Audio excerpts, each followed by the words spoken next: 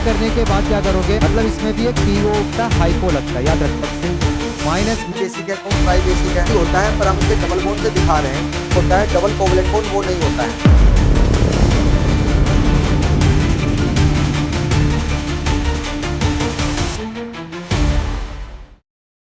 Hello guys, welcome to Horizon Academy. Myself Umesh Yadav. तो देखो, आज की क्लास में हम ऑक्सी एसिड्स के बारे में पढ़ेंगे। लास्ट क्लास में मैंने आपको ऑक्सीडेशन स्टेट्स के सारे एग्जांपल्स बता दिए थे। आज हम क्या करेंगे, और भी एग्जांपल्स करेंगे, लेकिन ये ऑक्सी एसिड्स वाले एग्जांपल्स होंगे, ठीक है ना, जो कि आपको पी ब्लॉक में काम आएगा। ठीक है, तो यहाँ पे हम उसका ऑक्सीडेशन स्टेट निकालेंगे और इसका स्ट्रक्चर भी बनाएंगे। ठीक है, तो जो आज की क्लास में जो हम एग्जाम्पल्स करने वाले हैं वो सारे क्या होंगे, आपके ऑक्सी एसिड्स होंगे। ठीक है, चलो फिर स्टार्ट करते हैं ऑक्सी एसिड से। तो पहले तो देख लेते हैं कि ऑक्सी एसिड होता क्या है, ठीक है, और फिर उसके बाद हम ये सारे एग्जांपल स्टार्ट करेंगे। तो पहले देखो, ऑक्सी एसिड्स का मतलब समझो, तो हेडिंग डाल देना ऑक्सी एसिड से। ऑक्सी एसिड से, या फिर आप इसे ऑक्सो एसिड भी कह सकते हो। ऑक्सो एसिड है, ऑक्सो एसिड से। ठीक है, ऑक्सी एसिड कह लो या ऑक्सो एसिड कह लो, एक ही बात है। देखो, एसिड दो तरह के होते हैं, एक ऑक्सी एसिड होता है और दूसरा हाइड्रा एसिड होता है। ठीक है, तो आज की क्लास में हम क्या कर रहे हैं, ऑक्सी एसिड कर रहे हैं। तो देखो, ऑक्सी एसिड क्या होता है, oxy acid are the ternary acid. Oxy acid are the ternary acid, ternary acid in which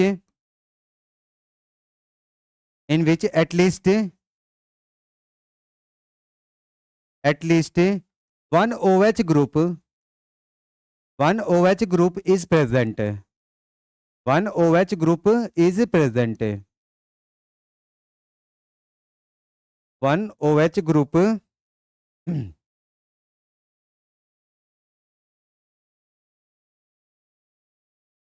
one OH group is present. ठीक है, तो ऑक्सी एसिड के अंदर क्या होगा, आपका एटलीस्ट कम से कम एक OH ग्रुप तो प्रेजेंट होगा ही होगा। ठीक है, और इसमें क्या होगा कि जो ऑक्सीजन होगा वो जिस सेंट्रल एटम से जुड़ा होगा वो मस्ट है कि आपका नॉन मेटल होना चाहिए। ठीक है, and and oxygen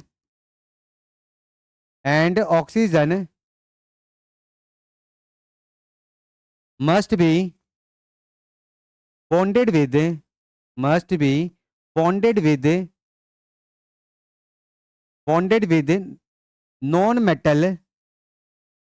non-metal central atom, non metal central atom. ठीक है, तो ऑक्सीजन किससे जुड़ा होना चाहिए, एक नॉन मेटल सेंट्रल एटम से जुड़ा होना चाहिए। तो इस तरह के एसिड को हम क्या कहते हैं, ऑक्सी एसिड कहते हैं। बात समझ रहे हो। तो देखो, सबसे पहला एग्जांपल आता है नाइट्रोजन का। तो हम कर रहे हैं यहाँ पे, आप हेडिंग डाल देना ऑक्सी एसिड्स ऑफ नाइट्रोजन है। नाइट्रोजन के ऑक्सी एसिड्स कर लेते हैं, नाइट्रोजन के ऑक्सी एसिड्स हैं। तो देखो, इधर पहला जो ऑक्सी एसिड है, फर्स्ट ऑक्सी एसिड है, फर्स्ट देखो, फर्स्ट है आपका H2N2O2। इसका नाम क्या है, ये है आपका हाइपोनाइट्रस एसिड है, हाइपोनाइट्रस एसिड है। ठीक है, मुझे नाइट्रोजन का ही ऑक्सीडेशन स्टेट निकालना है, तो पहले आप जनरल तरीके से निकालो, फिर हम इसके स्ट्रक्चर से करेंगे। ठीक है, तो यहाँ पे देखो दो हाइड्रोजन है, तो इसके अंदर क्या होता है कि दोनों हाइड्रोजन ऑक्सीजन से ही जुड़ा होता है। जो हाइड्रोजन ऑक्सीजन से जुड़ा होता है वो रिप्लेसेबल होता है जब प्रोटॉन की फॉर्म में, आप उसे निकाल सकते हो। समझ रहे हो। और मैंने आपको अभी ऑक्सी एसिड का मतलब बता दिया कि एटलीस्ट एक OH ग्रुप तो होना ही चाहिए, और ऑक्सीजन मस्ट है कि एक नॉन मेटल सेंट्रल एटम से जुड़ा होना चाहिए। ठीक है, तो इसका स्ट्रक्चर क्या हो जाएगा, HON double bond N single bond OH। ठीक है भाई, तो दोनों नाइट्रोजन के पास एक एक लोन पेयर है, एक एक लोन पेयर ये रहा। तो यहां से आप क्या करते हैं, इसका ऑक्सीडेशन स्टेट निकाल लेते हैं। ठीक है, स्ट्रक्चर से अगर वैसे आप निकालना चाहोगे, अगर ऐसे निकालोगे तो इसका ऑक्सीडेशन स्टेट क्या आ जाएगा, वैसे अगर निकालते हो तो 2 प्लस में 2x माइनस में 4 इज इक्वल टू 0। तो 2x इज इक्वल टू कितना आ जाएगा आपका, ये +2 आ जाएगा, मतलब x इज इक्वल टू +1 आ जाएगा। तो यहां पर देखो, ये जो इस तरीके से आप निकालते हो, मैंने आपको पहले भी बताया था कि ये एवरेज ऑक्सीडेशन स्टेट होता है। ठीक है, क्योंकि दो नाइट्रोजन है तो ये एवरेज ऑक्सीडेशन स्टेट ही आएगा। अब इससे हमें ये पता लग रहा है कि यहाँ पे +1 का ऑक्सीडेशन स्टेट है। अब ये जरूरी नहीं है कि दोनों नाइट्रोजन +1 के ऑक्सीडेशन स्टेट में हो, ठीक है, वो तो स्ट्रक्चर से ही आपको पता लगेगा कि भाई इंडिविजुअल नाइट्रोजन के ऊपर क्या ऑक्सीडेशन स्टेट है, ठीक है, वो तो एवरेज ऑक्सीडेशन स्टेट है, तो यहाँ से निकालो। देखो नाइट्रोजन नाइट्रोजन के बीच में कोई इलेक्ट्रोनेगेटिविटी का डिफरेंस नहीं है, ऑक्सीजन के साथ ही है, तो इधर से इस पे आ गया +1, क्योंकि ऑक्सीजन ज्यादा इलेक्ट्रोनेगेटिव होता है, ठीक है ना। तो इसको दोगे -1, इसको दोगे +1, ऐसी सेम यहाँ पे भी होगा। तो दोनों नाइट्रोजन पे क्या है, आपका +1 है, तो मतलब टोटल कितना आ गया +2, और 2 में डिस्ट्रीब्यूट करोगे तो आपका ओवरऑल कितना आ जाएगा, जो एवरेज आएगा वो कितना आएगा, +1 आ जाएगा, ठीक है। तो हाइपोनाइट्रस एसिड के अंदर नाइट्रोजन का जो ऑक्सीडेशन स्टेट होता है वो कितना होता है, +1 होता है, ठीक है भाई। चलो अगला करते हैं, दूसरा सेकेंड देखो जरा। सेकेंड है आपका नाइट्रस एसिड HNO2, ये क्या आपका नाइट्रस एसिड है, नाइट्रस एसिड है। इसमें भी वही आपको नाइट्रोजन का ऑक्सीडेशन स्टेट निकालना है, तो निकाल लो पहले। 1 में x -4 = 0, x कितना आ जाएगा आपका, +3 आ जाएगा। तो नाइट्रोजन यहाँ पे +3 के ऑक्सीडेशन स्टेट पर है, और एक ही नाइट्रोजन है, एक ही नाइट्रोजन है, ठीक है ना। तो आप क्या करो, इसका स्ट्रक्चर बना के भी निकाल सकते हो, तो वहां से कर लेते जरा। HON डबल बॉन्ड O, ठीक है, ऑक्टेट पूरा हो गया, ऑक्सीजन 2 ही थे, मैंने लगा दिया ऑक्सीजन, ठीक है। यहाँ से इसका ऑक्सीडेशन स्टेट निकाल लेते हैं, तो इधर से आ गया इस पे +2 और यहाँ से आ गया +1, तो टोटल कितना हो गया, +3 हो गया। तो ये नाइट्रस एसिड का स्ट्रक्चर होता है, जिसमें आपका एक ही OH ग्रुप होता है, ठीक है, एक OH ग्रुप है, और सेंट्रल एटम से जुड़ा होना चाहिए ऑक्सीजन, ऑक्सीजन जो है सेंट्रल एटम से जुड़ा होना चाहिए, मतलब, और सेंट्रल एटम कैसा होना चाहिए, नॉन मेटल होना चाहिए, ठीक है ना, कि नॉन मेटल सेंट्रल एटम से जुड़ा होना चाहिए, समझ गए। तो ये नाइट्रस एसिड हो गया, इसे नोट करो। दो और करते हैं, नाइट्रोजन के 4 ऑक्सी एसिड्स करेंगे, ठीक है, तो 2 हो गए, 2 और कर लेंगे। कर लिया भाई सबने नोट। चलो आगे देखो जरा, थर्ड देखो, थर्ड देखो, थर्ड है आपका नाइट्रिक एसिड HNO3, थर्ड है आपका नाइट्रिक एसिड HNO3। इसमें नाइट्रोजन का ऑक्सीडेशन स्टेट निकाल लेते हैं, तो ये क्या आ जाएगा आपका, 1 में x में 6 = 0, तो x क्या आ जाएगा, +5 आ जाएगा, ठीक है। तो नाइट्रोजन यहाँ पे +5 के ऑक्सीडेशन स्टेट पर है। इसका स्ट्रक्चर बना लो जरा, स्ट्रक्चर बना लो। तो HON डबल बॉन्ड O, और ऑक्सीजन के पास क्या है, एक लोन पेयर है, तो आप एक कोऑर्डिनेट बॉन्ड के थ्रू जो तीसरा वाला ऑक्सीजन है उसको डोनेट कर सकते हो, ठीक है, ये आ गया आपका, समझ गए। अब इसका ऑक्सीडेशन स्टेट निकाल लेते हैं। आप इसको डबल बॉन्ड की तरह ही ट्रीट करोगे, तो ये आ गया, इधर से +2 आ गया, इधर से भी +2 आ गया, इधर से +1 आ गया, तो टोटल कितना हो गया, इस पे +5 हो गया। बात समझ रहे हो। तो नाइट्रिक एसिड के अंदर नाइट्रोजन का जो ऑक्सीडेशन स्टेट होता है वो कितना होता है, +5 होता है। तो ये इसका तीसरा ऑक्सी एसिड हो गया। चौथा ऑक्सी एसिड देखो जरा, फोर्थ ऑक्सी एसिड है, फोर्थ है मेरा HNO4। ये क्या आपका पर नाइट्रिक एसिड है, ये क्या आपका पर नाइट्रिक एसिड है। अब इसमें जरा इसका ऑक्सीडेशन स्टेट निकाल लेते हैं, इसमें जरा इसका ऑक्सीडेशन स्टेट निकालते हैं। तो ये क्या हो जाएगा, 1 में x में 8 = 0, तो x कितना आ जाएगा, +7। जबकि नाइट्रोजन का मैक्सिमम जो ऑक्सीडेशन स्टेट होता है वो कितना होता है, +5, तो +7 क्या है, गलत है। तो गलती किस वजह से हो रही है, क्योंकि यहाँ पे एक पेरोक्साइड लिंकेज है, ठीक है, तो आप एक पेरोक्साइड लिंकेज मान लो। आप क्या करो, एक पेरोक्साइड लिंकेज मान लो इसमें, कि भाई एक पेरोक्साइड लिंकेज है। तो जब एक पेरोक्साइड लिंकेज मानता हूं तो फिर क्या आएगा, देखो जरा, देखो एक पेरोक्साइड लिंकेज है तो 2 ऑक्सीजन चले जाएंगे पेरोक्साइड में, और जब भी ऑक्सीजन पेरोक्साइड में होता है तो हर एक ऑक्सीजन पे -1 का चार्ज होता है, तो -2 टोटल हो गया, 2 हो गया आपके ऑक्साइड में। तो लिख लो जरा, तो ये 1 में x पेरोक्साइड के लिए -2, ऑक्साइड के लिए -4 = 0, तो x कितना आ जाएगा, +5 आ जाएगा। आप समझ रहे हो। तो इसका मतलब है कि इसके स्ट्रक्चर के अंदर एक पेरोक्साइड लिंकेज प्रेजेंट है। अब इसके बेसिस पे आप इसका स्ट्रक्चर बना सकते हो। तो मैं पेरोक्साइड लिंकेज बना देता हूँ, एक OH ग्रुप तो जुड़ा ही होना चाहिए, ठीक है, यहीं पे जोड़ देता हूँ, एक पेरोक्साइड लगा दिया। और मस्ट है कि ऑक्सीजन जिस सेंट्रल एटम से जुड़ा होना चाहिए वो नॉन मेटल होना चाहिए, मतलब नॉन मेटल सेंट्रल एटम से जुड़ा होना चाहिए, ठीक है। तो N डबल बॉन्ड O और एक कोऑर्डिनेट बॉन्ड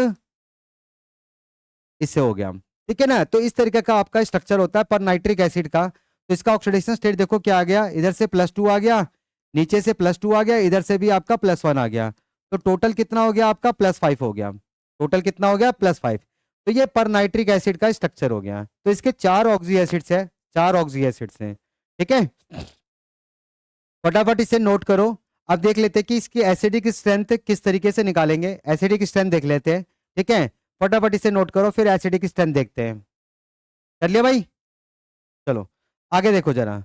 तो एसिडिक स्ट्रेंथ का ऑर्डर देखो जरा। एसिडिक स्ट्रेंथ है, अगर आपको एसिडिक स्ट्रेंथ का ऑर्डर लिखना है, एसिडिक स्ट्रेंथ का ऑर्डर लिखना है, तो याद रखना जैसे जैसे आपका ऑक्सीडेशन स्टेट बढ़ता जाएगा, ऑक्सीडेशन स्टेट जैसे जैसे आपका बढ़ता जाएगा, उसकी इलेक्ट्रॉन की डेफिशिएंसी क्या होगी, बढ़ती जाएगी। वो उतना ही ज्यादा इलेक्ट्रॉन डेफिशिएंट हो जाएगा। तो इलेक्ट्रॉन की डेफिशिएंसी, इलेक्ट्रॉन की जो डेफिशिएंसी होगी वो क्या हो जाएगी, बढ़ जाएगी, ठीक है। अब देखो, अगर इलेक्ट्रॉन की डेफिशिएंसी बढ़ेगी तो वो उतनी जल्दी क्या करेगा, इलेक्ट्रॉन पेयर को एक्सेप्ट करेगा, ठीक है ना। और ल्यूइस कहता है एसिड की प्रॉपर्टी होती है इलेक्ट्रॉन पेयर को एक्सेप्ट करने की। तो जो एसिड जल्दी इलेक्ट्रॉन पेयर को एक्सेप्ट करता है वो क्या होता है, स्ट्रॉन्ग एसिड होता है, मतलब वो आपका स्ट्रॉन्ग ल्यूइस एसिड है। बात समझ रहे हो। तो जैसे जैसे ऑक्सीडेशन स्टेट बढ़ता जाएगा वैसे वैसे वो इलेक्ट्रॉन डेफिशिएंट होता जाएगा, उसकी इलेक्ट्रॉन पेयर को एक्सेप्ट करने की टेंडेंसी ज्यादा होती जाएगी, तो एसिडिक स्ट्रेंथ आपकी बढ़ जाती है। तो ऑक्सीडेशन स्टेट अगर बढ़ता है तो इलेक्ट्रॉन की डेफिशिएंसी बढ़ती है, तो वो इलेक्ट्रॉन पेयर एक्सेप्टर, ठीक है ना, उसके इलेक्ट्रॉन को एक्सेप्ट करने की टेंडेंसी बढ़ेगी। The tendency of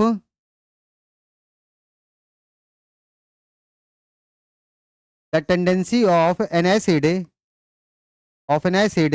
to accept electron pair, to accept electron pair, वो क्या करेगा, आपका इंक्रीज करेगा। आप समझ रहे हो। अगर ये इंक्रीज करेगा तो आपका फाइनली एसिडिक स्ट्रेंथ क्या होगा, इंक्रीज करेगा। एसिडिक स्ट्रेंथ क्या होगा, इंक्रीज करेगा। आप समझ रहे हो। तो एसिडिक स्ट्रेंथ आपका इंक्रीज करेगा। तो नाइट्रोजन के ऑक्सी एसिड में ऑर्डर क्या चलेगा, नाइट्रोजन के ऑक्सी एसिड में ऑर्डर क्या आ जाएगा आपका, देखो आपका हाइपोनाइट्रस एसिड के अंदर ऑक्सीडेशन स्टेट क्या था, +1। तो H2N2O2, H2N2O2, इससे ज्यादा एसिडिक कौन सा होता है, नाइट्रस एसिड होता है, HNO2। फिर इससे ज्यादा एसिडिक कौन सा होता है, नाइट्रिक एसिड होता है, नाइट्रिक एसिड। नाइट्रिक एसिड आपका क्या होता है, HNO3 होता है, ठीक है। और इससे ज्यादा एसिड क्या हो जाएगा, पर नाइट्रिक एसिड हो जाएगा, HNO4 हो जाएगा, HNO4। अब यहां पर देखो जरा, यहां पर देखो इसका ऑक्सीडेशन स्टेट कितना है, इसका ऑक्सीडेशन स्टेट कितना है, +1। इसका ऑक्सीडेशन स्टेट कितना है, +3। इसका ऑक्सीडेशन स्टेट क्या है, +5। और इसका क्या है, +5 है। तो इनसे ज्यादा एसिडिक तो ये दोनों है, क्योंकि ये ज्यादा इलेक्ट्रॉन डेफिशिएंट है, इस वजह से इनकी एसिडिक स्ट्रेंथ क्या होगी, ज्यादा होगी, ठीक है भाई। एसिडिक स्ट्रेंथ क्या होगी, ज्यादा होगी। अब इन दोनों में कैसे डिसाइड करोगे, तो ऑक्सीडेशन स्टेट तो पता नहीं लग रहा, तो आप कैसे देखोगे कि जो यहाँ पर जितने ज्यादा इलेक्ट्रोनेगेटिव एटम्स जुड़े होते हैं वो उतना ज्यादा एसिडिक हो जाता है, ठीक है। तो नंबर ऑफ, इन दोनों के लिए क्या रीजन क्या हो जाएगा, number of electronegative atoms, number of electronegative atoms attach to the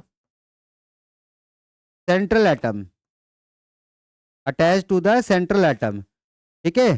तो अगर आपके इलेक्ट्रोनेगेटिव एटम्स मतलब ऑक्सीजन जैसे जैसे बढ़ता जाएगा, ऑक्सीजन की परसेंटेज जैसे जैसे बढ़ती जाएगी, ये भी लिख सकते हो, ठीक है। परसेंटेज ऑफ, ये अगर इंक्रीज कर रहा है,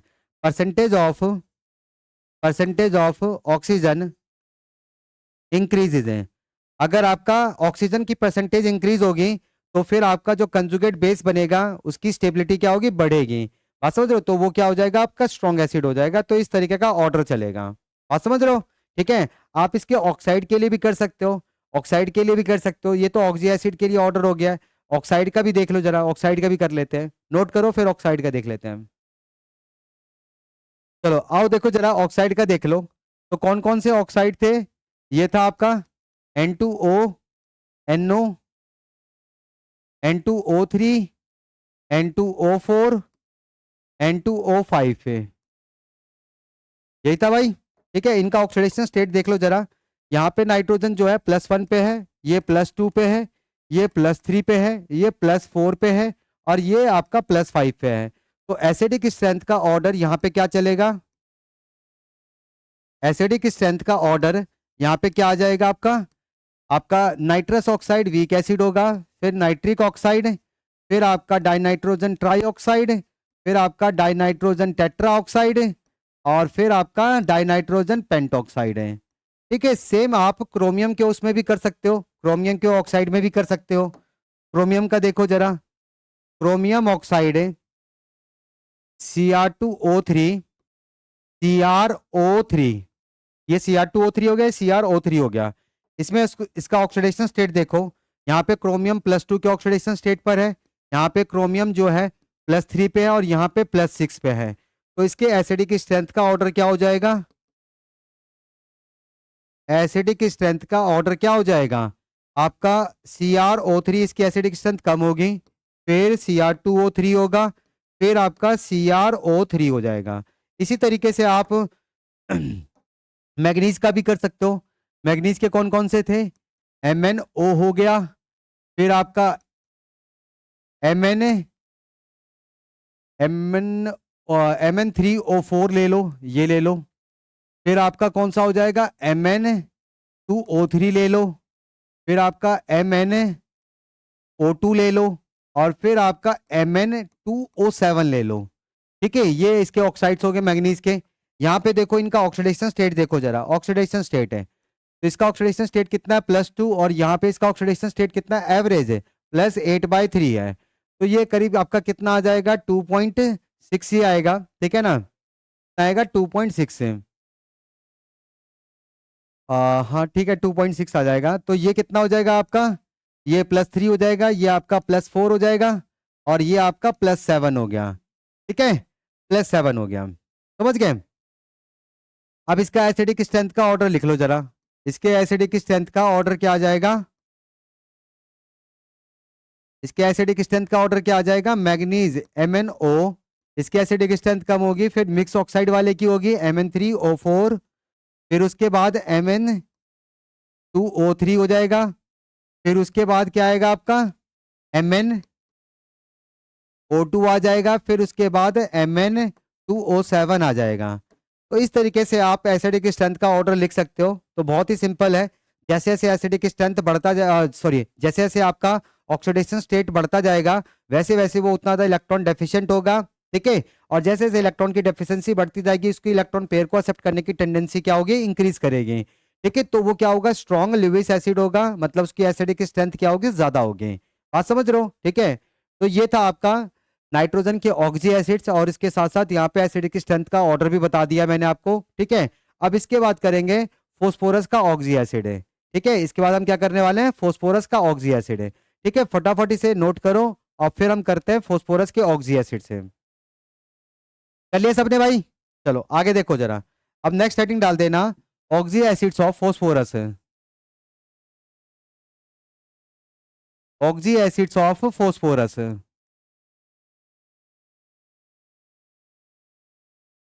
फोस्फोरस के ऑक्सी एसिड्स ले लो, फोस्फोरस के ऑक्सी एसिड्स हैं। तो देखो फोस्फोरस का पहला जो ऑक्सी एसिड होता है वो कौन होता है, आपका HPO3, यानी कि मेटाफोस्फोरिक एसिड है, मेटाफोस्फोरिक एसिड है। और ये क्या होता है, आपका मोनोबेसिक एसिड होता है। आप इसमें ये वर्ड जरूर याद रखना कि मोनोबेसिक है कि डाइबेसिक है। इससे आपको ना ये पता लग जाएगा कि आपका कितने हाइड्रोजन ऑक्सीजन जुड़े हुए हैं। वैसे तो यहाँ पे एक ही हाइड्रोजन है, ठीक है ना, तो एक ही जुड़ेगा तो मोनोबेसिक एसिड होगा, समझ रहे हो। तो मोनोबेसिक एसिड होता है। पहले इसका ऑक्सीडेशन स्टेट निकाल लेते हैं, इसका ऑक्सीडेशन स्टेट निकाल लेते हैं। तो 1 में x माइनस में 6 इज इक्वल टू 0, तो x इज इक्वल टू कितना आ गया, +5 आ गया। अब इसका स्ट्रक्चर बना लो जरा, इसका स्ट्रक्चर बना लो। तो भाई यहाँ पे मैंने बताया था ना, ऑक्सी एसिड के अंदर एटलीस्ट एक OH ग्रुप तो होना ही चाहिए, तो एक OH ग्रुप तो लिखोगे ही लिखोगे। ठीक है, और ऑक्सीजन मस्ट है कि किससे कनेक्टेड होना चाहिए, किससे बॉन्डेड होना चाहिए, नॉन मेटल सेंट्रल एटम से जुड़ा होना चाहिए। ठीक है, तो P डबल बॉन्ड O, एक लोन पेयर है तो एक कोऑर्डिनेट बॉन्ड लगा देता हूँ। ठीक है, अब यहाँ से इसका ऑक्सीडेशन स्टेट निकाल लो। तो ये +2 इधर से आ गया, नीचे से +2 हो गया, इधर से +1 हो गया, तो टोटल कितना आ गया, इस पे +5 का ऑक्सीडेशन स्टेट आ गया। समझ गए। तो ये इसका पहला ये इसका पहला ऑक्सी एसिड हो गया, मेटाफॉस्फोरिक एसिड है। अगला देखो सेकंड है, सेकंड है आपका H3PO2, हाइपोफॉस्फोरस एसिड है, हाइपोफॉस्फोरस एसिड है,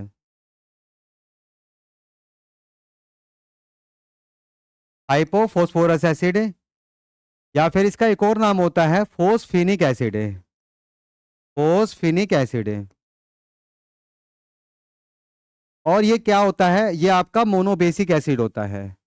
अब यहाँ पे देखो 3 हाइड्रोजन दिख रहे हैं, ठीक है, और ऑक्सीजन कितने, 2 ही हैं। तो आप क्या करोगे, अगर आपको नहीं मालूम है तो आप 3 में से 2 को तो ऑक्सीजन से जोड़ दोगे, और 2 से जुड़ गया तो इसका मतलब डाइबेसिक एसिड हो गया, ठीक है ना। जबकि ये डाइबेसिक एसिड नहीं होता है, ये मोनोबेसिक एसिड होता है, ठीक है। तो मोनोबेसिक एसिड है, ये क्या होता है, मोनोबेसिक एसिड होता है। अब इसका ऑक्सीडेशन स्टेट निकाल लेते हैं जरा, ऑक्सीडेशन स्टेट निकाल लेते हैं। तो ये आ जाएगा 3 प्लस में एक्स, माइनस में 4 इज इक्वल टू 0, तो एक्स इज इक्वल टू कितना आ गया आपका +1। तो ये आपका हाइपोफॉस्फोरस एसिड के अंदर फॉस्फोरस का ऑक्सीडेशन स्टेट कितना होता है, +1 होता है। अब जरा इसका स्ट्रक्चर बना लेते हैं, इसका स्ट्रक्चर बना लेते हैं। तो ये क्या आ जाएगा, क्योंकि ये मोनोबेसिक एसिड है तो एक ही हाइड्रोजन आप किससे जोड़ोगे, ऑक्सीजन से।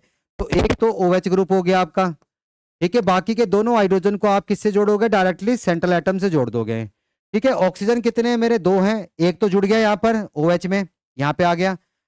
फॉस्फोरस के पास एक लोन पेयर है, तो ये अपना lone pair by coordinate bond के थ्रू ऑक्सीजन को दे देगा, समझ रहे हो। अब यहाँ से इसका ऑक्सीडेशन स्टेट निकाल लेते हैं। पहले तो ऑक्सीजन से देख लेते हैं, ऑक्सीजन से आया इस पे +2 और यहाँ से इधर आ गया +1। फॉस्फोरस और हाइड्रोजन कौन ज्यादा इलेक्ट्रोनेगेटिव होता है, फॉस्फोरस ज्यादा इलेक्ट्रोनेगेटिव होता है, तो इस पे क्या आ जाएगा, -1 और यहाँ से -1। तो देखो -2 और +2 ये तो कैंसिल हो गया, तो आपको टोटल कितना, ओवरऑल कितना मिला, +1 मिला। तो यहाँ पे फॉस्फोरस का जो ऑक्सीडेशन स्टेट होता है वो कितना होता है, +1 होता है। तो ये है आपका क्या, मोनोबेसिक एसिड। और इसमें याद रखना, ध्यान रखना, तो ये जो आपका हाइपोफॉस्फोरस एसिड होता है, हाइपोफॉस्फोरस एसिड है, यहाँ से अपना एसिडिक कैरेक्टर शो करता है, यहाँ से ये क्या शो करता है, अपना एसिडिक कैरेक्टर शो करता है, एसिडिक कैरेक्टर यहाँ से ये शो करेगा, ठीक है। बात समझ रहे हो, एसिडिक कैरेक्टर यहाँ से शो करेगा, जबकि यहाँ से ये क्या शो करता है, ये अपनी रिड्यूसिंग प्रॉपर्टी शो करता है, यहाँ से ये अपनी रिड्यूसिंग प्रॉपर्टी शो करता है। आप समझ रहे हो, यहां से क्या शो करेगा, ये रिड्यूसिंग प्रॉपर्टी शो करेगा। देखो अगर ये वाला H जाएगा प्रोटॉन की फॉर्म में तो एसिडिक कैरेक्टर शो करेगा, लेकिन अगर रिडॉक्स रिएक्शन कर रहा है तो वहां पे तो आपको पता है कि ऑक्सीडाइजिंग एजेंट है, रिड्यूसिंग एजेंट होते हैं, ठीक है। तो रिड्यूसिंग एजेंट क्या होता है, जो दूसरे को रिड्यूस कर दे और खुद क्या करे, ऑक्सीडाइज करे। तो मैंने आपको बता रखे थे कि ऑक्सीडेशन आपका कब कब होता है, तो उसमें एक लिखवाया था, रिमूवल ऑफ हाइड्रोजन क्या होता है, आपका ऑक्सीडेशन होता है। तो यहाँ पे देखो 2 हाइड्रोजन सेंट्रल एटम से जुड़े हुए हैं, तो रिडॉक्स में आपका ये वाला हाइड्रोजन निकलता है। तो रिमूवल ऑफ हाइड्रोजन क्या होता है, ऑक्सीडेशन, तो ऑक्सीडाइज करेगा, दूसरे को रिड्यूस करेगा। तो इसलिए हाइपोफॉस्फोरस एसिड जो होता है वो एज ए रिड्यूसिंग एजेंट की तरह काम करता है। तो इसकी जो रिड्यूसिंग प्रॉपर्टी होती है वो कहाँ से होती है, यहाँ से, और एसिडिक प्रॉपर्टी यहाँ से होती है, एसिडिक कैरेक्टर यहाँ से शो करता है। तो ये तो है आपका हाइपोफॉस्फोरस एसिड। अब नेक्स्ट देखो जरा अगला, नेक्स्ट है आपका थर्ड, थर्ड है H3PO3, H3PO3, इसका नाम क्या है, ये आपका फॉस्फोरस एसिड है, क्या ये फोस्फोरस एसिड है, फोस्फोरस एसिड है। इसका एक और नाम होता है, इसको फोस्फोनिक एसिड भी कहते हैं, फोस्फोनिक एसिड भी कहते हैं। और ये कैसा होता है, डाई बेसिक एसिड होता है। ये क्या होता है, डाई बेसिक एसिड। तीनों हाइड्रोजन रिप्लेसेबल नहीं है, 2 ही हाइड्रोजन रिप्लेसेबल होते हैं, तो ये डाई बेसिक एसिड होता है, डाईप्रोटिक एसिड है, ठीक है। पहले तो इसका ऑक्सीडेशन स्टेट निकाल लेते हैं, पहले इसका ऑक्सीडेशन स्टेट निकाल लेते हैं। तो 3 प्लस में एक्स माइनस में 6 इज इक्वल टू 0, तो एक्स इज इक्वल टू कितना आ जाएगा, +3 आ जाएगा। तो यहाँ पे फॉस्फोरस का जो ऑक्सीडेशन स्टेट है वो कितना है, +3। अब इसका स्ट्रक्चर बना लेते हैं। तो क्योंकि डाई बेसिक एसिड है तो यहाँ पे 2 OH ग्रुप प्रेजेंट होंगे, 2 OH ग्रुप प्रेजेंट होंगे, ठीक है, 2 OH ग्रुप प्रेजेंट है। तो तीसरा हाइड्रोजन होगा वो डायरेक्टली सेंट्रल एटम से जुड़ा होगा और एक कोऑर्डिनेट बॉन्ड के थ्रू आप ऑक्सीजन को जोड़ दोगे। तो यहाँ से इसका ऑक्सीडेशन स्टेट निकाल लेते हैं। तो देखो ऊपर से आ गया +2, यहाँ वाले से आ गया +1 और नीचे से आ गया +1। फॉस्फोरस हाइड्रोजन अभी बताया था, फॉस्फोरस ज्यादा इलेक्ट्रोनेगेटिव होता है, -1। तो एक तो +1 -1 कैंसिल हो गया, तो आपको ओवरऑल कितना मिल जाएगा, +3 मिल जाएगा। तो इसका जो ऑक्सीडेशन स्टेट होता है यहाँ पर फॉस्फोरस एसिड में कितना होता है, +3 होता है, ठीक है। अब यहाँ पे देखो इसका जो एसिडिक करेक्टर होगा वो यहां से आएगा, ठीक है। इसका एसिडिक करेक्टर कहां से आएगा, यहां से आएगा, यहां से आएगा एसिडिक करेक्टर। लेकिन इसकी जो रिड्यूसिंग प्रॉपर्टी होगी वो यहां से आएगी। ये तो आपकी रिड्यूसिंग प्रॉपर्टी हो गई, और यहां से इसका एसिडिक करेक्टर हो गया। आप समझ रहे हो? तो ये दोनों तरह की प्रॉपर्टी शो कर रहा है यहाँ पे, एसिडिक करेक्टर भी शो करता है, रिड्यूसिंग प्रॉपर्टी भी शो करता है, ठीक है। चलो नोट करो इसे फटाफट, अभी और भी इसके ऑक्सी एसिड्स हैं, ठीक है। इसे नोट करो, फिर आगे और इसके ऑक्सी एसिड्स करते हैं। कर लिया सबने भाई? चलो आगे देखो, अगला करते हैं, फोर्थ है। फोर्थ, फोर्थ क्या हमारा, H3PO4। इसको हम क्या कहते हैं, फोस्फोरिक एसिड कहते हैं, फोस्फोरिक एसिड है। फोस्फोरिक एसिड जो होता है ये क्या होता है, ट्राई बेसिक एसिड होता है। ये क्या होता है, try basic acid, try protic acid होता है। मतलब यहाँ पे तीनों हाइड्रोजन रिप्लेसेबल होते हैं। तो पहले तो इसका ऑक्सीडेशन स्टेट निकाल लेते हैं। तो 3 प्लस में x माइनस में 8 इज इक्वल टू 0। तो x इज इक्वल टू कितना आ जाएगा, +5 आ जाएगा, ठीक है। तो यहाँ से तो इसका ऑक्सीडेशन स्टेट निकल आया। अब जरा इसका स्ट्रक्चर बना लेते हैं, स्ट्रक्चर देख लो जरा।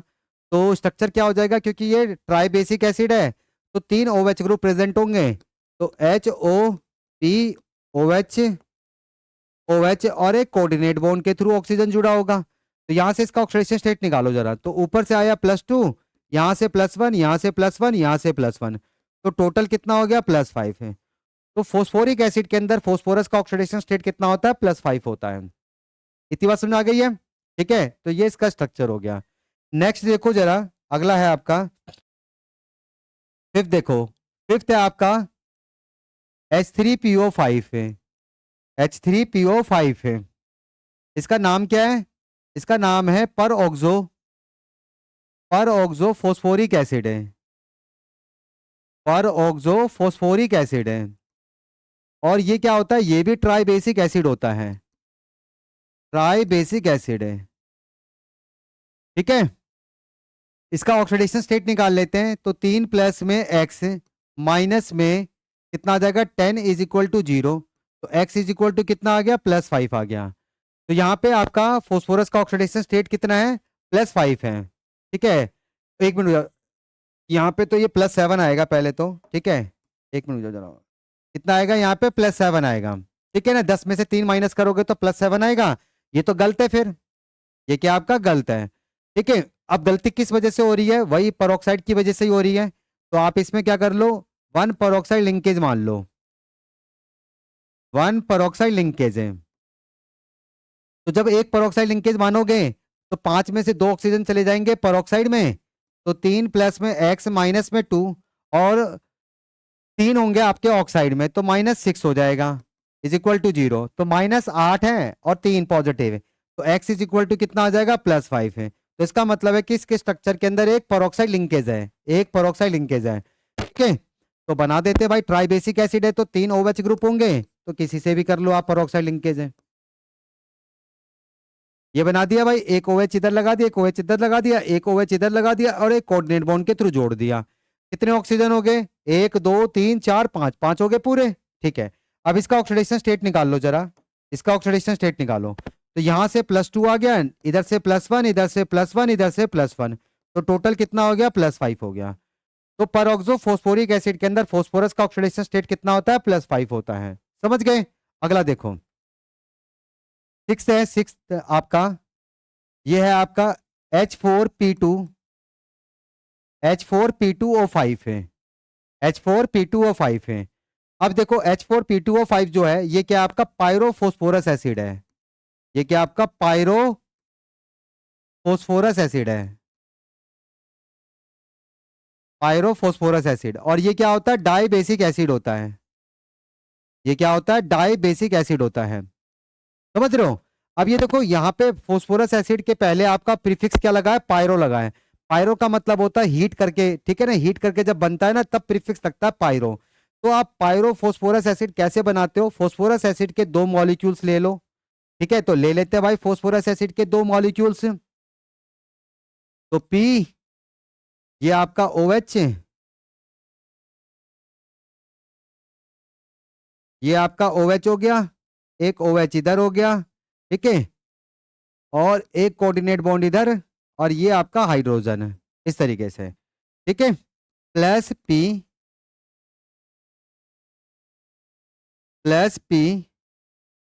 ओ एच, ये एच, और ये आपका कोऑर्डिनेट बॉन्ड। इस तरह का ये स्ट्रक्चर बना हुआ था, ठीक है ना भाई। डाइबेसिक एसिड है ना भाई। डाइबेसिक एसिड होता है H3PO3 होता है, ठीक है। फॉस्फोरस एसिड क्या होता है H3PO3। तो 3 हाइड्रोजन हो गए, 3 ऑक्सीजन हो गए, फॉस्फोरस हो गया, ठीक है। तो मैंने फॉस्फोरस एसिड के 2 मॉलिक्यूल्स ले लिए। अब आप क्या करो, इसे हीट करो। जब आप हीट करोगे तो यहां से क्या होगा, वाटर निकल जाएगा। यहां से क्या निकल जाएगा, वाटर निकल जाएगा। तो वाटर निकालने के लिए मैंने देखो इस तरीके से बना रखा है। तो यहां से OH ले लूंगा, यहां से H ले लूंगा, या फिर आप यहां से OH ले लो, यहां से H ले लो, कोई दिक्कत नहीं है। तो आप यहां से क्या करो, वाटर निकाल दो, ठीक है। तो इसका मतलब है कि ये दोनों मॉलिक्यूल ऑक्सीजन के थ्रू जुड़ जाएंगे। तो आपको क्या मिल जाएगा, PO3। तो इसमें एक POP बॉन्ड प्रेजेंट होता है, एक POP बॉन्ड प्रेजेंट होता है, ठीक है। ये आपका कोऑर्डिनेट बॉन्ड है ही है, ये कोऑर्डिनेट बॉन्ड, ये आपका हाइड्रोजन, इधर हाइड्रोजन, और ये आपका एक OH ग्रुप बच गया है, इधर इधर भी एक OH ग्रुप बच गया। तो ये क्या होता है, आपका डाइबेसिक एसिड होता है, ठीक है। डाइबेसिक, एक OH ये रहा, एक OH ये रहा, डाइबेसिक एसिड है। तो पहले तो इसका ऑक्सीडेशन स्टेट वैसे ही निकाल लेते हैं, वैसे ही निकाल लेते हैं। तो क्या आ जाएगा आपका 4 प्लस में 2x माइनस में 10 इज इक्वल टू 0।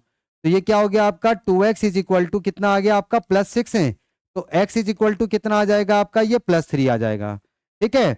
मतलब जो फोस्फोरस एसिड के अंदर फोस्फोरस का ऑक्सीडेशन स्टेट था +3, पायरो फोस्फोरस एसिड में भी फोस्फोरस का ऑक्सीडेशन स्टेट क्या होता है +3। तो यहां से भी देखो +3 ही आएगा, यहां से भी क्या आएगा, +3 आएगा। तो देखो ऊपर से आ गया क्या आपका, ये +2 आ गया, इधर से हाइड्रोजन की तरफ से माइनस आ गया, और इधर से प्लस आ गया, ये तो कैंसिल हो गया, ठीक है ना। ये +1 -1 तो कैंसिल हो गया। अब इधर से ऑक्सीजन से देखो, इधर से क्या आ जाएगा आपका, ये +1 आ जाएगा। तो टोटल आपका पॉजिटिव में कितना आया, +4 आया, और एक घटा दोगे तो कितना हो जाएगा ओवरऑल, ये +3 हो जाएगा, ठीक है। इधर भी ऐसे ही देखो, इधर से +1, ऊपर से +2, यहाँ से -1, और यहाँ से +1। तो इस पे भी टोटल कितना हो गया, ओवरऑल आपका ऑक्सीडेशन स्टेट कितना आ गया, +3। तो पायरोफोस्फोरस एसिड के अंदर आपका जो फोस्फोरस का ऑक्सीडेशन स्टेट होता है दोनों पे कितना होता है, +3 होता है। तो एवरेज जब निकालोगे तो 6 को डिवाइड करोगे 2 से, तो एवरेज कितना निकल के आएगा, +3 निकल के आएगा। एवरेज कितना निकल के आएगा, +3 निकल के आएगा। तो ये आपका पायरोफोस्फोरस एसिड है, ठीक है। क्योंकि मैंने हीट करके बनाया है तो इसीलिए फोस्फोरस एसिड के आगे, नाम के आगे क्या लग जाता है, प्रीफिक्स क्या लगता है इसका, पायरो लग जाता है, समझ गए। तो ये पायरोफोस्फोरस एसिड है, इसे नोट करो। 2 और रहते हैं अभी, ठीक है ना, 2 और रहते हैं, फिर उसके बाद ये आपका फोस्फोरस के ऑक्सी एसिड्स कंप्लीट हो जाएंगे। नोट करो फटाफट, कर लिया भाई सबने। चलो आगे देखो जरा नेक्स्ट। तो ये 6th हो गया, ठीक है। 7th देखो, अब 7th है आपका H4P2O7। इसका नाम क्या है, पायरोफोस्फोरिक एसिड है, पायरोफोस्फोरिक एसिड है, ठीक है। और ये क्या होता है, टेट्रा बेसिक एसिड होता है। ये क्या होता है, टेट्रा बेसिक एसिड होता है। आप समझ रहे हो। अब देखो जैसे आपने फोस्फोरस एसिड का पायरो बनाया था, वैसे ही आप क्या करोगे, फोस्फोरिक एसिड का पायरो बनाओगे। तो मैं फोस्फोरिक एसिड के 2 मॉलिक्यूल्स ले लूंगा। तो मैं फोस्फोरिक एसिड के 2 मॉलिक्यूल्स ले लेता हूं भाई, ठीक है। इसके 2 मॉलिक्यूल्स ले लेता हूं।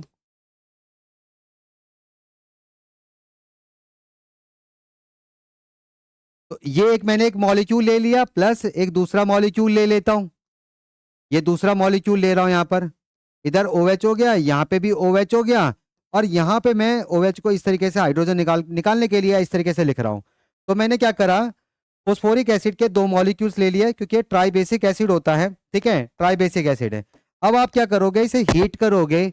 हीट करने के बाद क्या करोगे, आप इसमें से वाटर निकालोगे, ठीक है, वाटर निकालोगे। तो वाटर इस तरीके से निकाल दूंगा। इसका मतलब है कि ये दोनों जो मॉलिक्यूल्स होंगे वो ऑक्सीजन के थ्रू जुड़ जाएंगे, मतलब इसमें भी एक POP बॉन्ड प्रेजेंट होता है, ठीक है। तो क्या बन जाएगा आपका POP, ये कोऑर्डिनेट बॉन्ड, ये कोऑर्डिनेट बॉन्ड, ये आपका OH, इधर भी एक OH। तो 2 OH इस पे जुड़ गए, 2 OH इस पे रह गए, ठीक है ना। तो ये क्या हो गया आपका टेट्रा बेसिक एसिड हो गया। तो पहले तो उसका नॉर्मल तरीके से इसका ऑक्सीडेशन स्टेट निकाल लेते हैं। तो इसका ऑक्सीडेशन स्टेट क्या आएगा, इसका ऑक्सीडेशन स्टेट क्या आएगा, 4 प्लस में 2 माइनस में 14, इसको 2x ले ले, 2x से माइनस में 14 इज इक्वल टू 0। तो 2x इज इक्वल टू कितना हो गया आपका प्लस 10 हो गया। तो x इज इक्वल टू कितना आ जाएगा प्लस 5 आ जाएगा। बात समझ रहे हो। तो यहाँ पर फोस्फोरस का जो ऑक्सीडेशन स्टेट है वो क्या है प्लस 5 है। अब याद करो फोस्फोरिक एसिड के अंदर भी फोस्फोरस का ऑक्सीडेशन स्टेट कितना निकल के आ रहा था प्लस 5। तो इस पायरो वाले मॉलिक्यूल में भी प्लस 5 का ही ऑक्सीडेशन स्टेट होता है। यहां से भी निकाल के देख लो आप, ये आ गया ऊपर से +2, इधर से +1, इधर से +1, इधर से +1। तो ओवरऑल कितना हो गया +5। इस पे निकाल लो, +1 +2 +1 और ये +1। तो ओवरऑल कितना हो गया आपका +5 है। तो पायरोफोस्फोरिक एसिड के अंदर, पायरोफोस्फोरिक एसिड के अंदर दोनों फोस्फोरस का ऑक्सीडेशन स्टेट कितना होता है +5 है। बात समझ रहे हो। अब यहाँ पर भी वही देखो, आपने क्या किया था हीट करके बनाया, तो इसीलिए जो पेरेंट मॉलिक्यूल है फोस्फोरिक एसिड उसके नाम के पहले आपका पायरो लग जाएगा, मतलब प्रीफिक्स क्या लगेगा पायरो। तो इसका नाम क्या पड़ गया पायरोफोस्फोरिक एसिड है। समझ गए। चलो एक और कर लेते हैं, इसका लास्ट ऑक्सी एसिड है 8वां, देखो जरा 8वां है, अब है आपका H4P2O6 है, H4P2O6 है। ठीक है। अब इसमें क्या हुआ है देखो, ये आपका पायरोफोस्फोरिक एसिड है, इसमें से मैंने एक ऑक्सीजन निकाला, ये बना आपका। ठीक है। जब किसी चीज की कमी होती है, जब किसी चीज की कमी होती है, जैसे यहाँ पे एक ऑक्सीजन की कमी है, तो फिर उसका प्रीफिक्स क्या लगता है हाइपो लगता है, याद रखना क्या लगता है हाइपो। तो और पेरेंट कौन है फोस्फोरिक एसिड, तो इसका नाम क्या है हाइपोफोस्फोरिक एसिड है। इसका नाम क्या है हाइपोफोस्फोरिक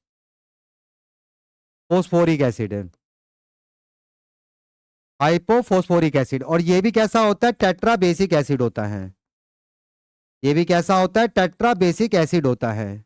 आप समझ रहे हो टेट्रा बेसिक एसिड है। तो आप यहाँ पे कौन सा ऑक्सीजन निकालोगे, जो आपका ये फोस्फोरस, फोस्फोरस के बीच में जो ऑक्सीजन प्रेजेंट है ये वाला निकालना आपको। ठीक है, ये वाला नहीं होता है।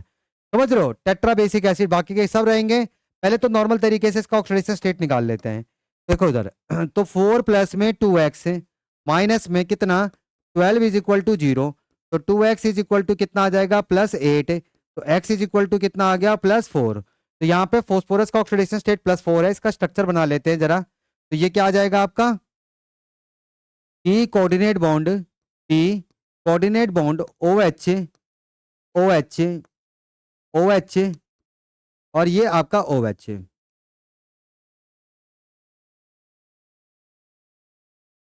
ठीक है भाई।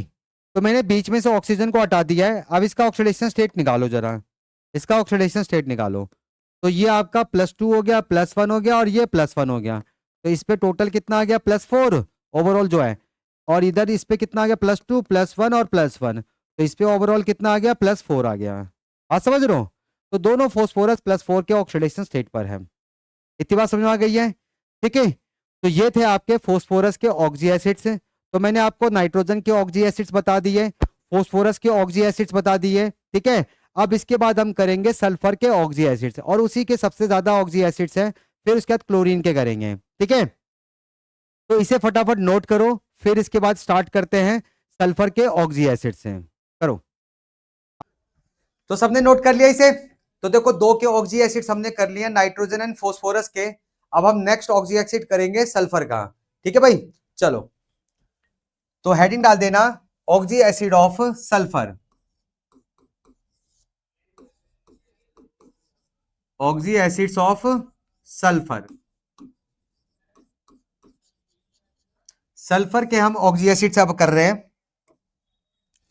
तो देखो इसका सबसे पहला जो ऑक्सी एसिड आता है, फर्स्ट ऑक्सी एसिड, फर्स्ट है क्या हमारा सल्फरस एसिड है H2SO3। तो इसमें हमें सल्फर का ऑक्सीडेशन स्टेट निकालना है। ये क्या आपका सल्फरस एसिड है, सल्फरस एसिड है। सल्फर का ऑक्सीडेशन स्टेट निकालना है, तो कैसे निकालोगे, x मान लो। तो 2 प्लस में x माइनस में 6 इज इक्वल टू 0। तो यहाँ पे सल्फर जो है वो +4 के ऑक्सीडेशन स्टेट पर है। ठीक है भाई। अब जरा इसका स्ट्रक्चर बना लेते हैं, वहां से भी हम इसका ऑक्सीडेशन स्टेट निकाल सकते हैं। मैंने बताया था जब आप स्ट्रक्चर से इसका ऑक्सीडेशन स्टेट निकालोगे तो आप कोवलेंट बॉन्ड को, सारे बॉन्ड्स को कैसे मानोगे, आयनिक बॉन्ड मानोगे। क्योंकि वहीं पे रियल चार्ज होता है, वहीं पे आपका एक्चुअल में चार्ज का सेपरेशन दिखाया जाता है। समझ रहे हो, fully positive charge and fully negative charge है। तो बना लेते हैं इसका स्ट्रक्चर। अब इसमें देखो, इसमें फोस्फोरस की तरह नहीं होता है, वहां पे तो हमें याद रखना पड़ता है कौन मोनोबेसिक एसिड है, कौन डाई बेसिक है, कौन ट्राई बेसिक है। तो उसी के अकॉर्डिंग हम हाइड्रोजन को ऑक्सीजन से जोड़ते हैं, ठीक है। और फिर हाइड्रोजन को सेंट्रल एटम से भी जोड़ा जाता है, तो उसके अकॉर्डिंग पता लग जाता है। लेकिन यहाँ पे ऐसे कोई दिक्कत नहीं है, ये सारे कैसे हैं आपके डाई बेसिक एसिड है, तो आप दोनों हाइड्रोजन को ऑक्सीजन से ही जोड़ोगे। तो ये क्या हो जाएगा आपका HOS और ये OH, ये हो गया आपका। तो देखो ऑक्सीजन का ऑक्टेट पूरा हो गया, हाइड्रोजन का डुप्लेट पूरा हो गया और सल्फर का भी ऑक्टेट पूरा हो गया है। तो सल्फर और ऑक्सीजन है, ऑक्सीजन और ये सल्फर जो है वो तो एक ही ग्रुप से बिलोंग करते हैं, 16 ग्रुप एलिमेंट है। इनके वैलेंस इलेक्ट्रॉन्स कितने होते हैं? 6 होते हैं। तो ऑक्टेट पूरा करने के लिए इनको कितने इलेक्ट्रॉन्स की जरूरत होती है? 2 इलेक्ट्रॉन्स की जरूरत होती है। तो इसलिए 6 में से 2 को बॉन्डिंग में पार्टिसिपेट करते हैं, तो इनके पास 2 लोन पेयर होते हैं। तो सल्फर जो सेंट्रल एटम है उसके पास 2 लोन पेयर है। तो वो क्या करता है, अपना एक lone pair by coordinate bond के थ्रू जो हमारा एक ऑक्सीजन है यहाँ पर, इसको दे देता है, क्योंकि टोटल 3 ऑक्सीजन है ना भाई, टोटल 3 ऑक्सीजन है, तो तीसरे ऑक्सीजन को बाय कोऑर्डिनेट बॉन्ड के थ्रू दे देता है ताकि वो भी अपना ऑक्टेट पूरा कर ले। अब मैंने आपको बताया था आप कोऑर्डिनेट बॉन्ड को हटा के डबल बॉन्ड भी लगा सकते हो, पर वो नॉर्मल डबल कोवलेंट बॉन्ड नहीं होता है, ये एक्चुअल में कोऑर्डिनेट बॉन्ड ही होता है। पर पता क्या है ना, कि जब आपका कोऑर्डिनेट बॉन्ड और जब आपका covalent bond, normal covalent bond बनता है, तो आफ्टर द फॉर्मेशन दोनों में डिस्टिंग्विश करना मुश्किल होता है। पर आप इसके बॉन्डिंग से पता कर सकते हो, यहाँ पे जो ये अपना ऑक्टेट पूरा करने के लिए जितने इलेक्ट्रॉन्स का कंट्रीब्यूशन करता है उससे हमें पता लग जाता है कि भाई यहाँ पे कोऑर्डिनेट बॉन्ड कौन सा होगा, ठीक है। तो आप इसको ऐसे भी दिखा सकते हो, आप इसको ऐसे भी दिखा सकते हो। तो डबल बॉन्ड O लगा सकते हो, पर ये नॉर्मल डबल कोवलेंट बॉन्ड नहीं है, ठीक है, नॉर्मल डबल कोवलेंट बॉन्ड नहीं है। क्योंकि नॉर्मल डबल कोवलेंट बॉन्ड के अंदर क्या होता है, टोटल 4 इलेक्ट्रॉन्स होते हैं। तो फॉर ईच एटम के लिए वहां पे 2 इलेक्ट्रॉन्स होते हैं, ठीक है। पर इसमें टोटल कितने इलेक्ट्रॉन्स है? 2 हैं। और वो दोनों इलेक्ट्रॉन्स किससे बिलोंग करते हैं? सल्फर से ही बिलोंग करते हैं। तो ये नॉर्मल डबल कोवलेंट बॉन्ड नहीं है, कोऑर्डिनेट बॉन्ड है। पर आप ऐसे भी दिखा सकते हो। तो यहां से इसका ऑक्सीडेशन स्टेट निकाल लेते हैं, यहां से इसका ऑक्सीडेशन स्टेट निकालते हैं। तो क्या आएगा इसका ऑक्सीडेशन स्टेट है? तो ऑक्सीजन ज्यादा इलेक्ट्रोनेगेटिव होता है, तो इस पे -2 और इस पे +2, तो ऊपर से आ गया +2, इधर से +1 आ गया, इधर से +1 आ गया। तो इस पे ओवरऑल चार्ज कितना आता है, और जो इसका ओवरऑल ऑक्सीडेशन स्टेट होता है वो कितना होता है? +4 होता है। बात समझ रहे हो? तो ये इसका स्ट्रक्चर हो गया। अगला करते हैं नेक्स्ट। नेक्स्ट आता है आपका सल्फ्यूरिक एसिड है, सल्फ्यूरिक एसिड है,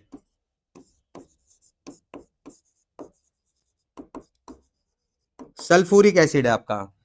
तो इसमें देखो सल्फर का ऑक्सीडेशन स्टेट क्या होगा, 2 में x -8 इज इक्वल टू 0। तो x इज इक्वल टू कितना आ जाएगा? +6 है। तो सल्फर यहाँ पे +6 के ऑक्सीडेशन स्टेट पर है। अब इसका स्ट्रक्चर बना लेते हैं। तो मैंने आपको पहले बताया था, यहाँ पे आपको कोई दिक्कत नहीं है, ये सारे डाई बेसिक एसिड होते हैं, तो दोनों हाइड्रोजन को ऑक्सीजन से जोड़ोगे। तो इस तरीके से जोड़ दो। तो यहाँ पे क्या होगा? 2 कोऑर्डिनेट बॉन्ड होगा, 2 कोऑर्डिनेट बॉन्ड, ठीक है। फिर से वही डबल कोवलेंट बॉन्ड से भी दिखा सकते हो आप इसे, पर ये नॉर्मल डबल कोवलेंट बॉन्ड नहीं होगा, ठीक है ना भाई, नॉर्मल डबल कोवलेंट नहीं है। क्योंकि नॉर्मल डबल कोवलेंट बॉन्ड के अंदर आपके टोटल 4 इलेक्ट्रॉन्स होते हैं, ठीक है। दोनों एटम 2-2 इलेक्ट्रॉन्स का कंट्रीब्यूशन करते हैं, तब जाके नॉर्मल डबल कोवलेंट बॉन्ड बनता है। पर यहाँ पे क्या है कि सिर्फ सल्फर ही कंट्रीब्यूशन कर रहा है, तो ये कोऑर्डिनेट बॉन्ड है। तो यहाँ से इसका ऑक्सीडेशन स्टेट निकाल लेते हैं।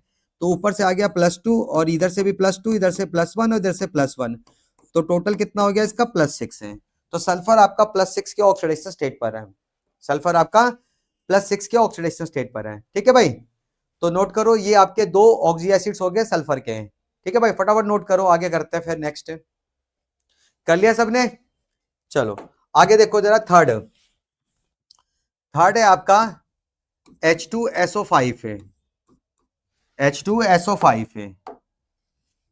इसे हम क्या कहते हैं? पर ऑक्सी मोनोसल्फ्यूरिक एसिड है, पर ऑक्सी मोनोसल्फ्यूरिक एसिड है। या फिर इसका एक और नाम होता है, इसे हम क्या कहते हैं? कायरोज एसिड कहते हैं। क्या बोलते हैं? कायरोज एसिड है, ठीक है भाई। अब इसमें जरा सल्फर का ऑक्सीडेशन स्टेट निकाल लेते हैं। तो ये क्या हो जाएगा? 2 में x -10 इज इक्वल टू 0। तो x इज इक्वल टू कितना आ जाएगा +8, जो कि क्या है गलत है, क्योंकि सल्फर का जो मैक्सिमम ऑक्सीडेशन स्टेट होता है वो कितना होता है +6 होता है। तो इसमें गलती किस वजह से हो रही है, ऑक्सीजन की वजह से ही हो रही है, क्योंकि मैंने सारे ऑक्सीजन को, 5 ऑक्सीजन है ना, तो सारे ऑक्सीजन को मैंने क्या माना, ऑक्साइड माना है। लेकिन यहाँ पे क्या होगा, परऑक्साइड लिंकेज होगा, तो हम मान लेते हैं कि एक परऑक्साइड लिंकेज है, इसमें क्या है 1 परऑक्साइड लिंकेज है, 1 परऑक्साइड लिंकेज है। तो जब अगर मैं 1 परऑक्साइड लिंकेज मानूंगा तो 5 में से 2 ऑक्सीजन चले जाएंगे परऑक्साइड में, और जब भी ऑक्सीजन परऑक्साइड में होता है तो हर एक ऑक्सीजन पे -1 का चार्ज होता है, ठीक है। तो ये क्या हो जाएगा, 2 प्लस में x, 2 चले गए परऑक्साइड में तो -2 हो गया, बाकी के 3 ऑक्साइड है तो -6 हो गया, इज इक्वल टू 0, 2 से 2 कैंसिल हो गया, तो x इज इक्वल टू +6 है, और ये सही है। तो इसका मतलब इसके स्ट्रक्चर में एक परऑक्साइड लिंकेज होगा, तो बना लेते हैं भाई HOOS। अब मैं यहाँ पे डबल बॉन्ड से ही दिखा रहा हूँ, ठीक है, पर समझ जाना कि ये डबल बॉन्ड आपका नॉर्मल डबल कोवलेंट, नॉर्मल जो होता है डबल कोवलेंट बॉन्ड वो नहीं होता है, ठीक है ना, ये कोऑर्डिनेट बॉन्ड ही है, तो मैं इसको डबल कोवलेंट बॉन्ड से दिखा रहा हूँ। डबल बॉन्ड OH, OH, ठीक है। यहां से इसका ऑक्सीडेशन स्टेट निकाल लेते हैं, तो ये आ गया +2, इधर से +1 और इधर से +1, तो टोटल कितना हो गया +6 है। तो सल्फर का इसके अंदर ऑक्सीडेशन स्टेट कितना होता है, +6 होता है। बात समझ रहे हो, नोट करो इसे, फिर अगला करते हैं, नेक्स्ट कर लिया भाई सबने। चलो अगला देखो जरा, फोर्थ देखो, फोर्थ क्या आपका H2S2O2, इसे हम क्या कहते हैं, ये आपका थायोसल्फरस एसिड है, थायोसल्फरस एसिड, थायोसल्फरस एसिड है। इसमें भी सल्फर का ऑक्सीडेशन स्टेट निकाल लेते हैं, क्योंकि सल्फर यहाँ पे एक से ज्यादा है, तो जब हम इस तरीके से ऑक्सीडेशन स्टेट निकालते हैं एक्स मान के, तो वहां पे हमें क्या मिलता है, एवरेज ऑक्सीडेशन स्टेट मिलता है। पर इससे हमें यह नहीं पता लगता है कि एक पर्टिकुलर एटम के ऊपर क्या ऑक्सीडेशन स्टेट है, हो सकता है वो हो वही वाला हो ऑक्सीडेशन स्टेट आ जाए, ठीक है ना, बात समझ रहे हो, लेकिन ये जरूरी नहीं है, क्योंकि ये एवरेज ऑक्सीडेशन स्टेट आता है, तो इसका मतलब ये नहीं है कि सभी एटम्स पे वही ऑक्सीडेशन स्टेट है, ठीक है, आ भी सकता है, पर मोस्ट ऑफ द केसेस में नहीं आता है। बात समझ रहे हो, जब हम उसका स्ट्रक्चर बनाते हैं तभी हमें वहां पे पता लगता है कि एक पर्टिकुलर एटम के ऊपर क्या ऑक्सीडेशन स्टेट है। ऐसा भी हो सकता है कि इसमें एक सल्फर 0 पे हो और एक आपका किस पे हो, +4 पे हो, क्योंकि जब आप इस यहाँ पे एवरेज ऑक्सीडेशन स्टेट निकालोगे तो कितना आएगा आपका, +2 आएगा, +2। तो ये कितना हो जाएगा, 2 प्लस में 2x माइनस में 4 इज इक्वल टू 0, तो 2x इज इक्वल टू कितना आ गया, +2 आ गया, एक मिनट जाओ जरा, +4 और 2, ठीक है, हाँ, तो x इज इक्वल टू कितना आ जाएगा, +1 आ जाएगा, x इज इक्वल टू कितना आ रहा है यहाँ पे, +1 आ रहा है। बात समझ रहे हो, तो यहाँ पे सल्फर का जो एवरेज ऑक्सीडेशन स्टेट है वो कितना है, +1 है, एवरेज ऑक्सीडेशन स्टेट है।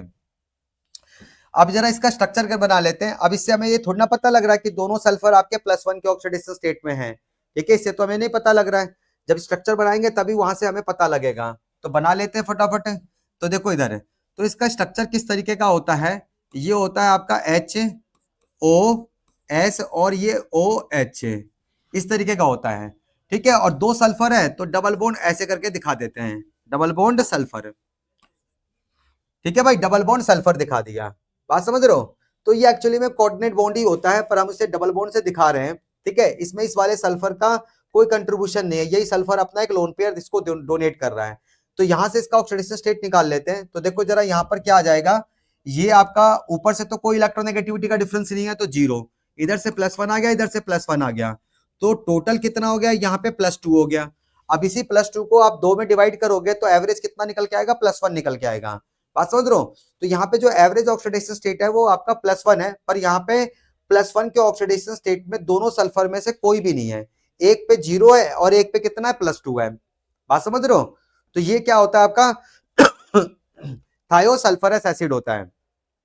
जब हम इसका स्ट्रक्चर बनाते हैं तो कैसा बनता है, ये कुछ इस तरीके का बनता है, HS बनता है इस तरीके से, S, मतलब थायो में क्या होता है, सल्फर सल्फर लिंकेज होता है, सल्फर सल्फर लिंकेज हमने बना दिया, ठीक है, और ये OH, और ये एक्चुअली में क्या होता है, डबल बॉन्ड O होता है, ऐसा होता कुछ है, ठीक है, पर स्ट्रक्चर तो यही वाला सही होता है, अगर आप ऐसा कुछ बना रहे हो तो गलत है, ऐसा स्ट्रक्चर नहीं होता है, ठीक है।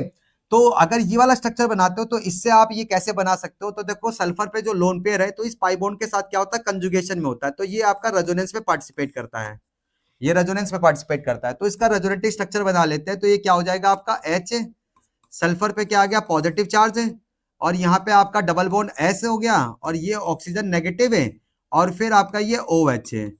अब हम क्या करते हैं, इसके अंदर इंट्रामोलिकुलर प्रोटोन एक्सचेंज कर देते हैं, इंट्रामोलिकुलर प्रोटोन एक्सचेंज कर देते हैं, ठीक है। जब इंट्रामोलिकुलर प्रोटोन एक्सचेंज करोगे तो ये इधर आ जाएगा, इसका पॉजिटिव चला जाएगा, इसका नेगेटिव चला जाएगा, तो ये H डबल बॉन्ड S है, और ये आपका क्या हो गया, OH है, और ये आपका OH है।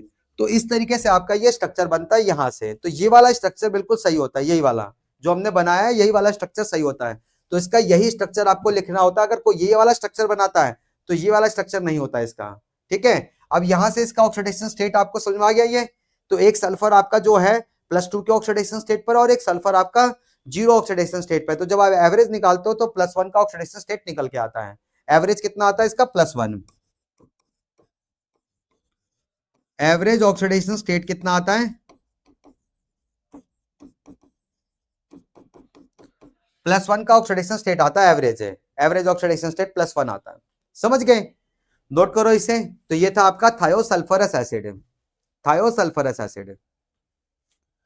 चलो अगला करते हैं, नेक्स्ट फिफ्थ देखो जरा। फिफ्थ के आपका ये आपका H2S2O5 है, इसे हम क्या कहते हैं, पायरोसल्फरस एसिड कहते हैं, पायरोसल्फरस एसिड है, पायरोसल्फरस एसिड होता है, ठीक है भाई। अब यहाँ पे देखो सल्फरस एसिड के आगे क्या लगा हुआ है, प्रीफिक्स में क्या लगा हुआ है, पायरो लगा है। पायरो का तो मतलब होता है हीट करके बनना, जो मैंने आपको फोस्फोरस में भी बताया था। जैसे वहां पे भी आपके पायरो फोस्फोरस एसिड बनता है या पायरो फोस्फोरिक एसिड बनता है, तो उसमें आप क्या करते हो, फोस्फोरस एसिड का अगर आप पायरो बना रहे हो तो आप फोस्फोरस एसिड के 2 मॉलिक्यूल्स लेते हो, उसको हीट करते हो, उसमें से वाटर निकल जाता है, तो वहां पे आपका फोस्फोरस, ऑक्सीजन और फोस्फोरस, ये वाला लिंकेज प्रेजेंट होता है, POP वाला ये लिंकेज प्रेजेंट होता है, उसके थ्रू वो जुड़ा होता है, ठीक है। तभी आपका प्रीफिक्स में क्या लगता है, पायरो लगता है। तो उसी तरीके से हम इसमें भी करेंगे। तो यहाँ पे इसका जो पेरेंट मॉलिक्यूल है वो क्या, सल्फरस एसिड है। तो सल्फरस एसिड के 2 मॉलिक्यूल्स आपको लेना है और उसे हीट करना है, ठीक है, उसे हीट करेंगे, फिर देखते हैं क्या होता है।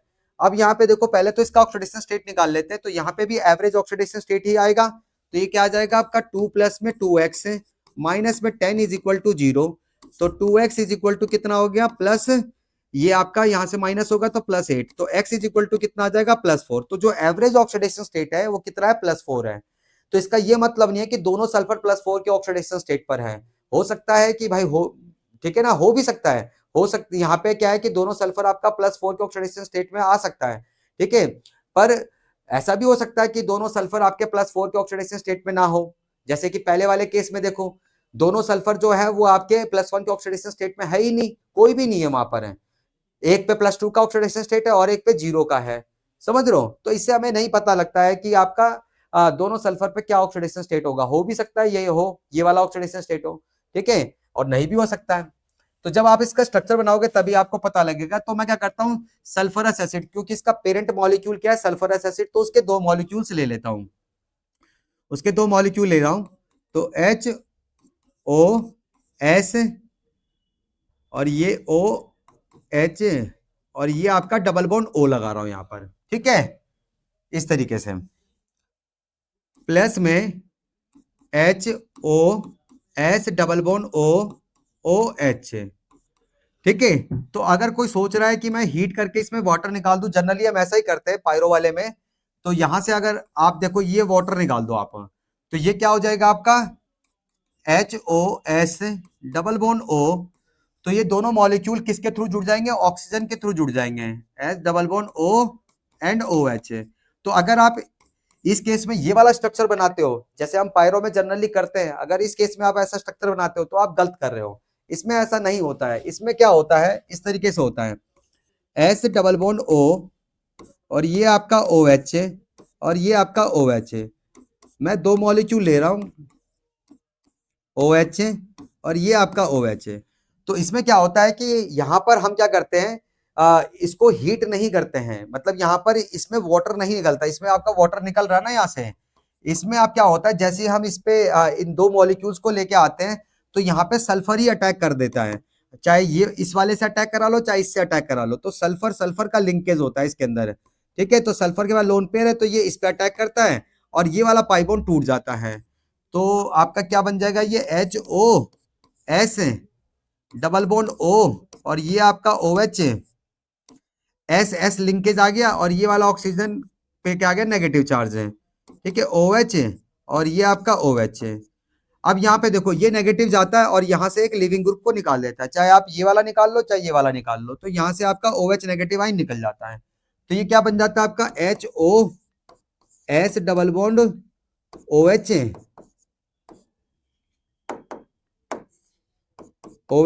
और ये आपका हो गया H double bond O and OH, ये हो गया।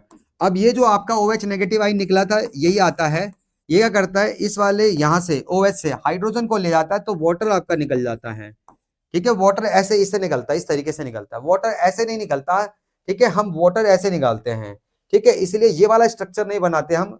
तो कैसा स्ट्रक्चर बनता है इसका, क्योंकि जब ये H पॉजिटिव आइन को ले जाएगा तो ये पूरा बॉन्ड किसको मिलेगा, इसको मिलेगा, ठीक है, बात समझ रहे हो, पूरा बॉन्ड किसको मिल जाएगा, इसको, मतलब ये ट्रांसफर होता है आपका यहाँ पे जाके, तो ये क्या हो जाएगा आपका HOS डबल बॉन्ड O और ये S डबल बॉन्ड O और ये OH है, तो इसका ये वाला स्ट्रक्चर सही होता है, ठीक है। अगर कोई ये वाला स्ट्रक्चर बनाएगा जिसमें आप SOS लिंकेज रखोगे तो ये वाला स्ट्रक्चर क्या होता है, गलत होता है, इसमें S और S लिंकेज होता है, वाटर इस तरीके से नहीं निकाला जाता, वाटर इस तरीके से निकलता है इसमें, बात समझ रहे हो।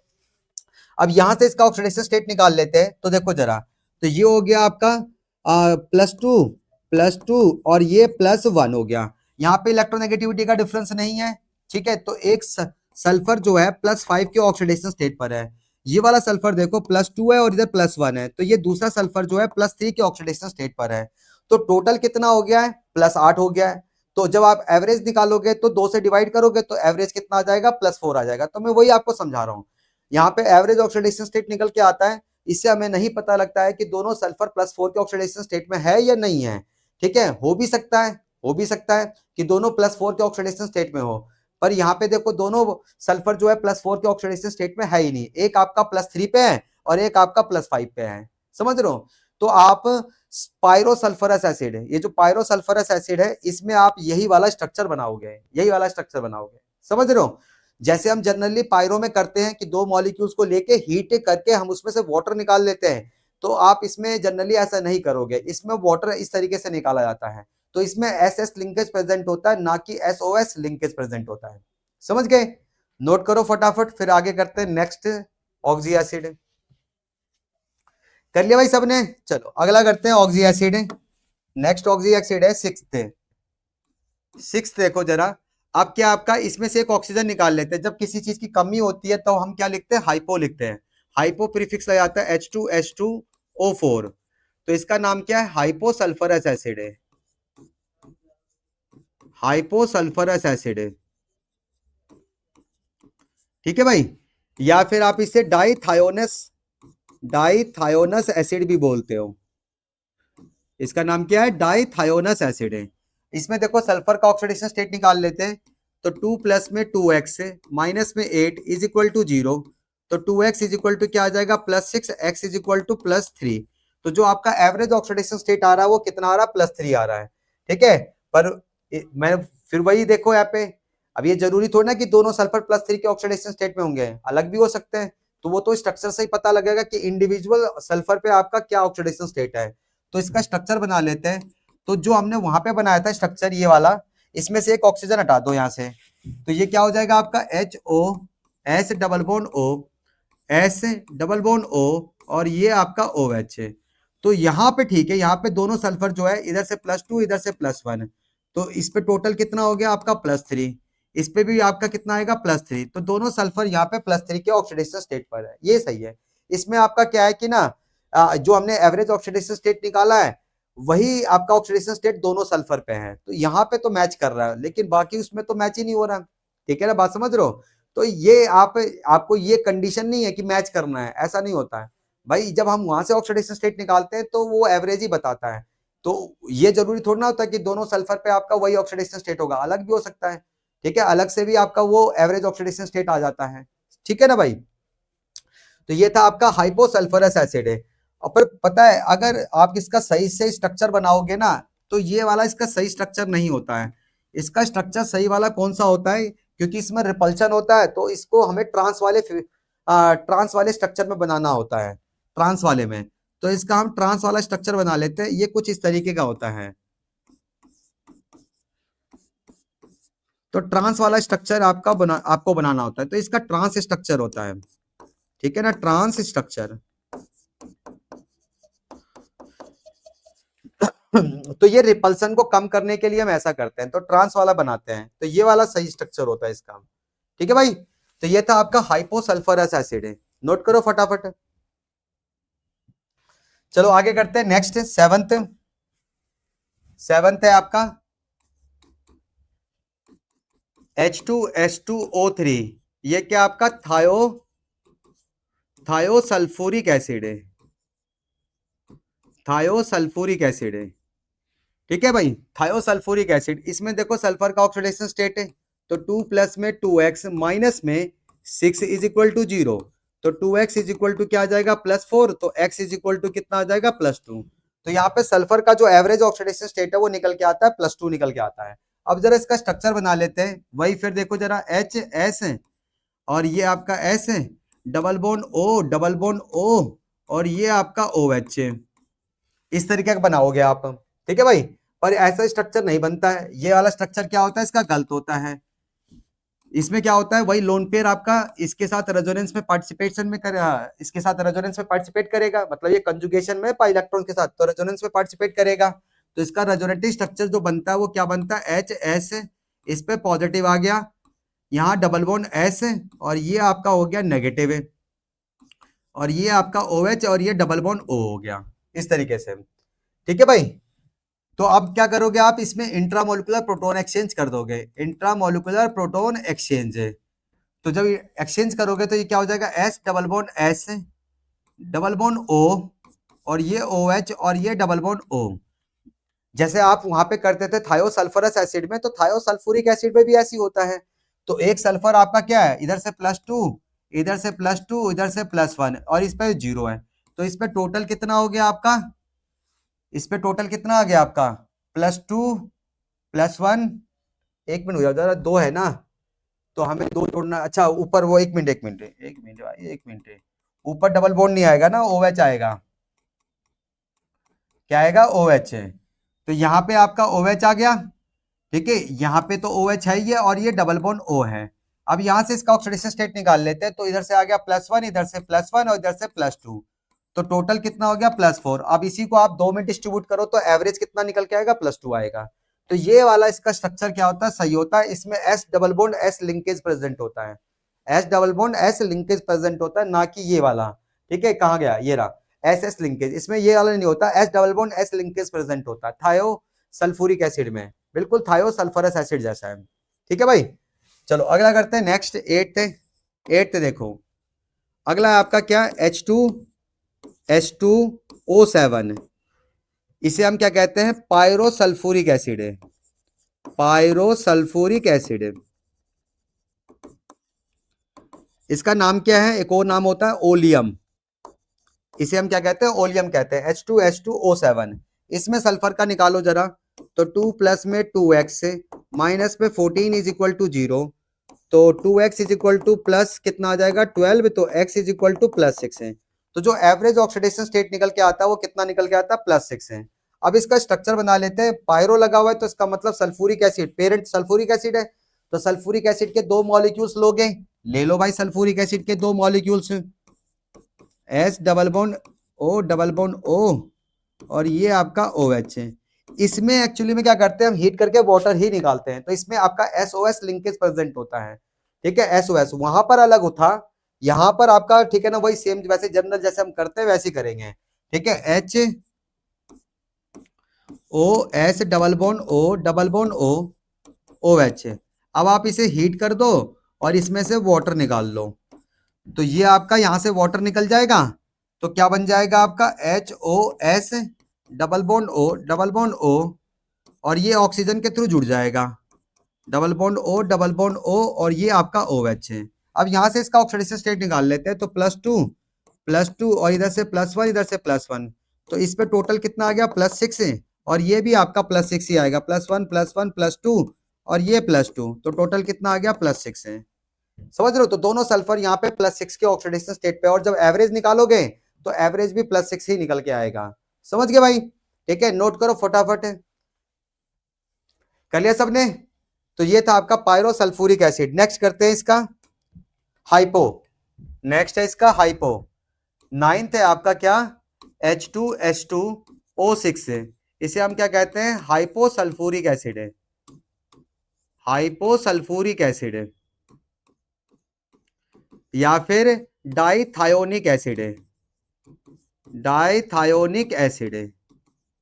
इसमें सल्फर का निकालो जरा, तो 2 प्लस में 2x माइनस में 12 इज इक्वल टू 0, तो 2x इज इक्वल टू कितना आ जाएगा +10, तो x इज इक्वल टू कितना आ जाएगा +5। तो यहाँ पे सल्फर का जो एवरेज ऑक्सीडेशन स्टेट आ रहा है वो कितना आ रहा है +5 आ रहा है। समझ गए भाई? तो इसका स्ट्रक्चर बनाते हैं जरा।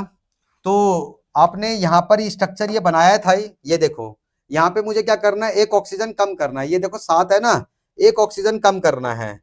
ठीक है भाई, एक ऑक्सीजन मुझे कम करना है, तो इसमें एक ऑक्सीजन आपका वही बीच वाला निकल जाता है, तो HOS डबल बॉन्ड O, 3 इधर जुड़ गए, S SS लिंकेज प्रेजेंट होता है, डबल बॉन्ड OH और ये डबल बॉन्ड O, इस तरीके से होता है। ठीक है, इसमें उसका ऑक्सीडेशन स्टेट निकाल लेते हैं, तो +2 और ये +1, तो टोटल कितना हो गया +5। यहाँ भी आपका टोटल वही आएगा +2 +1, तो टोटल कितना हो गया +5 है। और मैंने आपको बताया था जब ऐसा होता है तो आपको ट्रांस बनाना होता है, तो एक्चुअल में ये वाला स्ट्रक्चर नहीं होता, इसका ट्रांस वाला होता है। तो ट्रांस कैसा हो जाएगा, S double bond O S और ये OH, इधर डबल बॉन्ड O और ये डबल बॉन्ड O, इधर आपका OH। तो इस तरीके से इसका ट्रांस स्ट्रक्चर होता है, ट्रांस स्ट्रक्चर। बात समझ रहे हो, ट्रांस स्ट्रक्चर होता है इस तरीके से, तो ये वाला सही होता है। चलो अगला देख, तो लास्ट देखो जरा इसका, लास्ट 10वां H2H2O8 है। इसे हम क्या कहते हैं, पर ऑक्सी डाई सल्फ्यूरिक एसिड है। पर ऑक्सी डाई सल्फ्यूरिक एसिड है। इसका एक और नाम होता है, इसे हम क्या कहते हैं, मार्शल्स एसिड कहते हैं। क्या बोलते हैं, मार्शल्स एसिड है, मार्शल एसिड है। तो पहले तो इसका ऑक्सीडेशन स्टेट निकाल लेते हैं, तो 2 प्लस में 2x माइनस में 16 इज इक्वल टू 0, तो 2x इज इक्वल टू +14, तो x इज इक्वल टू +7। तो ये क्या हो गया आपका, गलत हो गया। तो इसमें एक पेरोक्साइड लिंकेज होता है, 1 पेरोक्साइड लिंकेज है। तो जब आप 1 पेरोक्साइड लिंकेज लोगे तभी इसका ऑक्सीडेशन स्टेट क्या आएगा, सही आएगा।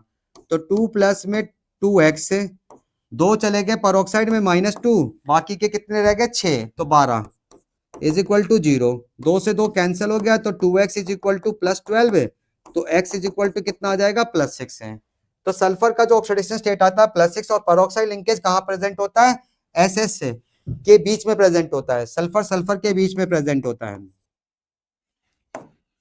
OS डबल बॉन्ड O, यहाँ पेरोक्साइड लिंकेज होता है S डबल बॉन्ड O और ये आपका OH है।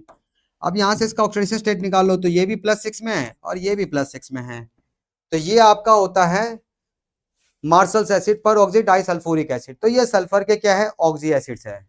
ठीक है, सल्फर के ये 10 ऑक्सी एसिड्स है। फटाफट नोट करो, फिर क्लोरीन के करते हैं। क्लोरीन के कम है, 4 ही हैं, जल्दी से नोट करो, फिर क्लोरीन के करते हैं। कर लिया भाई सबने नोट? चलो अब हेडिंग डाल देना, oxy acids of chlorine. Chlorine के तो 4 ही होते हैं, 4 ही हैं। पहला देखो फर्स्ट, इसके तो छोटे छोटे से ही होते हैं, HClO, इसे हम क्या कहते हैं, हाइपोक्लोरस एसिड है, हाइपोक्लोरस एसिड है।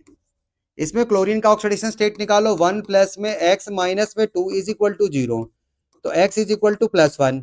सिंपल सा स्ट्रक्चर होता है, H ऑक्सीजन, हाइड्रोजन को ऑक्सीजन से जोड़ना है, और ये आपका क्लोरीन। ठीक है, तो ऑक्सीडेशन स्टेट कितना आएगा, +1 आएगा। अगला देखो सेकंड है आपका HClO2, ये क्या होता है आपका, क्लोरस एसिड है, ये क्या होता है आपका क्लोरस एसिड है। यहाँ पे क्लोरीन का ऑक्सीडेशन स्टेट देखो 1 प्लस में x माइनस में 4 इज इक्वल टू 0, तो x इज इक्वल टू कितना आ जाएगा +3। तो इसका स्ट्रक्चर कैसा हो जाएगा H, हाइड्रोजन को तो ऑक्सीजन जोड़ना है, S सॉरी सल्फर नहीं है क्लोरीन है, क्लोरीन। अब यहाँ पे एक ऑक्सीजन है, अब देखो क्लोरीन के वैलेंस इलेक्ट्रॉन 7 होते हैं, 7 में से एक चला गया बॉन्डिंग में, 3 लोन पेयर्स होते हैं, तो एक कोऑर्डिनेट बॉन्ड के थ्रू जोड़ दो या डबल बॉन्ड लगा दो, ठीक है, पर वो कोऑर्डिनेट बॉन्ड ही होगा। लगा दिया भाई डबल बॉन्ड, कोऑर्डिनेट बॉन्ड ही है, तो यहाँ से इसका ऑक्सीडेशन स्टेट निकालो +2 और ये +1 +3 आ गया, ठीक है भाई। अगला देखो थर्ड देखो जरा, HClO3, ये क्या आपका क्लोरिक एसिड है, क्लोरिक एसिड है। इसमें क्लोरीन का निकालो 1 प्लस में x माइनस पे 6 इज इक्वल टू 0, तो x इज इक्वल टू क्या आ जाएगा +5 है। इसका स्ट्रक्चर बना लेते हैं HOCl, तो यहाँ पे क्या आ जाएगा आपके 2 डबल बॉन्ड आ जाएंगे, लगा दो भाई, तो +2 इधर से भी +2 इधर से +1, तो टोटल कितना हो गया +5 है, तो ये आपका क्लोरिक एसिड हो गया। लास्ट देखो फोर्थ पर क्लोरिक एसिड है HClO4, ये क्या होता है आपका पर क्लोरिक एसिड है, पर क्लोरिक एसिड है। इसमें इसका निकालो ऑक्सीडेशन स्टेट, तो 1 प्लस में x माइनस में 8 इज इक्वल टू 0, तो x is equal to +7। Structure बना लो इसका HOCl, 3 डबल बॉन्ड होंगे, यहाँ पे 3 डबल बॉन्ड ऑक्सीजन होंगे, ठीक है, तो इधर से +2 इधर से +2 इधर से +2 इधर से +1, तो टोटल कितना हो गया +7। बात समझ रहे हो? तो ये थे आपके क्लोरीन के ऑक्सी एसिड, ये 4 ही हैं, ठीक है भाई, 4 ही ऑक्सी एसिड्स हैं। तो यहाँ पे हमने सभी ऑक्सी एसिड्स के ऑक्सीडेशन स्टेट निकालनी है विद स्ट्रक्चर्स के साथ है। सल्फर वाला और फॉस्फोरस वाला काफी इंपॉर्टेंट है, तो उसको अच्छे से कर लेना, ठीक है। तो ऑक्सी एसिड्स हमने कंप्लीट कर लिया है, तो अब नेक्स्ट क्लास में हम क्या करेंगे, अब बैलेंसिंग करेंगे। तो रिडॉक्स रिएक्शंस को बैलेंस करने के 2 तरीके हैं, ऑक्सीडेशन नंबर मेथड है और दूसरा आयन इलेक्ट्रॉन मेथड, जिसे हाफ रिएक्शन मेथड कहते हैं। तो नेक्स्ट क्लास में हम वही स्टार्ट करेंगे, ठीक है। तो आज के लिए बस इतना ही करते हैं, मिलते हैं नेक्स्ट क्लास में, गुड बाय।